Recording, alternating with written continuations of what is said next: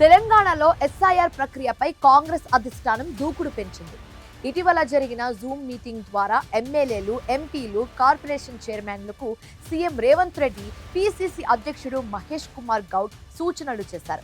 గాంధీ భవన్ చుట్టూ తిరగడం ఆపేసి వెంటనే క్షేత్రస్థాయికి వెళ్లాలని సూచించారు. ఎస్ఐఆర్ నిర్వహణలో నిర్లక్ష్యంగా వ్యవహరిస్తున్న నేతలపై సీఎం తీవ్ర స్థాయిలో మండిపడ్డారు. ఇప్పటి వరకు పనితీరు సరిగ్గా లేని నియోజకవర్గాలలో మార్పు రాకపోతే చర్యలు తీసుకుంటామని చెప్పారు. అసలు ఎస్ఐఆర్ పై సీఎం రేవంత్ రెడ్డి ఎందుకు అంతలా దృష్టి పెట్టారు? అసలు జూమ్ మీటింగ్ లో ఏం జరిగింది? ఈ స్టోరీలో ట్రాక్ చేద్దాం.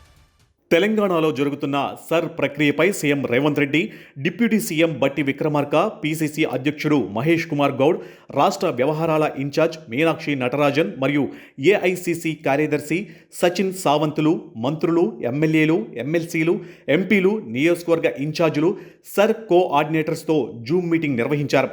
ఎస్ఐఆర్ తుది గడువును ఆగస్టు 3వ తేదీ వరకు పొడిగించడంతో దీనిని నియోజకవర్గాలలో కాంగ్రెస్ బల నిరూపణకు ఒక పెద్ద అవకాశంగా తీసుకోవాలని సీఎం స్పష్టం చేశారు. ఇప్పటి వరకు రాష్ట్ర వ్యాప్తంగా 119 నియోజకవర్గాలలో కాంగ్రెస్ ఆధ్వర్యంలో 489 సమీక్షా సమావేశాలు జరిగాయి. అయితే బాగా వెనుకబడిన నియోజకవర్గాలలో ఇప్పటికైనా లీడర్లు స్పందించాలని సీఎం తెలిపారు. నామినేటెడ్ పదవులు, కార్పొరేషన్ చైర్మన్ పోస్టుల కోసం గాంధీ భవన్కు వస్తున్న వారికి అపాయింట్మెంట్లు ఇవ్వొద్దని సీఎం రేవంత్ రెడ్డి తెలిపారు. ఇప్పటి నుండి ఆగస్టు 3వ తేదీ వరకు నాయకులు గాంధీ భవన్కు రావద్దన్నారు. కొందరు నాయకులు హైదరాబాదులో కూర్చుంటున్నారని, క్షేత్రస్థాయిలో పనిచేయడం లేదని సీఎం సీరియస్ అయ్యారు. 10 మంది ఇన్ఛార్జ్ మంత్రులు అన్ని జిల్లాల్లో ఎస్ఐఆర్పై సమీక్షా సమావేశాలు నిర్వహిస్తారని స్పష్టం చేశారు.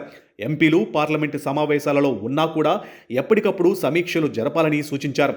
ఇన్ఛార్జీలుగా వ్యవహరిస్తున్న చోట ఎంపీలు పనిచేయకపోతే కఠినంగా వ్యవహరిస్తామని హెచ్చరించారు. ఎమ్మెల్యేలు, నియోజకవర్గ ఇన్ఛార్జీలు, చైర్మన్లు, బిఎల్ఓల రిపోర్టుల కంటే బిఎల్ఏల రిపోర్టులను పరిశీలించాలని సీఎం సూచించారు. బిఎల్ఓల రిపోర్టుల మీద మాత్రమే ఆధారపడితే కఠిన చర్యలు ఉంటాయన్నారు. వచ్చే 10 రోజులు ఎన్నికల ప్రచారం తరహాలో నియోజకవర్గాలలో పర్యటించాలని, బిఎల్ఏ, బిఎల్ఓ రిపోర్టులను గాంధీ భవన్ టీంకు ఎప్పటికప్పుడు పరిశీలించాలని స్పష్టం చేశారు. ఇదిలా ఉంటే సర్ ప్రక్రియలో భాగంగా 119 అసెంబ్లీ నియోజకవర్గాలలో నేతల పనితీరుపై సీఎంకు నివేదిక అందింది. 21 నియోజకవర్గాలలో సర్ను పార్టీ నేతలు అస్సలు పట్టించుకోవడం లేదని రిపోర్టులో తేలింది. మరో 4 నియోజకవర్గాలలో సర్ విషయంలో ఏమాత్రం దృష్టి పెట్టలేదని సీఎంకు తెలిసింది. అందులో బాల్కొండ, బోధన్, చేవెళ్ల, గజ్వేల్, హుజూర్ నగర్, చార్మినార్, బహదూర్పురా, ఇబ్రహీంపట్నం, కూకట్పల్లి, ముతోల్, నిర్మల్, పినపాక, రాజేంద్ర నగర్, ఉప్పల్, ఎల్లారెడ్డి, గజ్వేల్, నర్సంపేట, యాకత్పూర ప్రాంతాలు వెనుకబడి ఉన్నట్లు రిపోర్ట్ అందింది.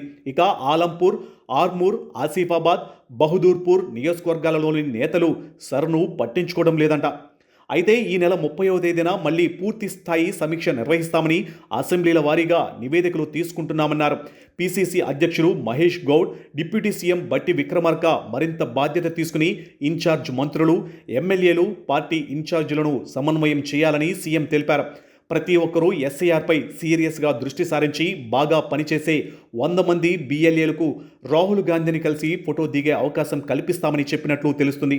ఈ నెల 30లోపు సర్ విషయంలో వెనుకబడిన నియోజకవర్గాలలో మార్పు కనిపించుకుంటే ఇన్ఛార్జీలను మార్చాలని నిర్ణయం తీసుకున్నట్లు తెలుస్తుంది.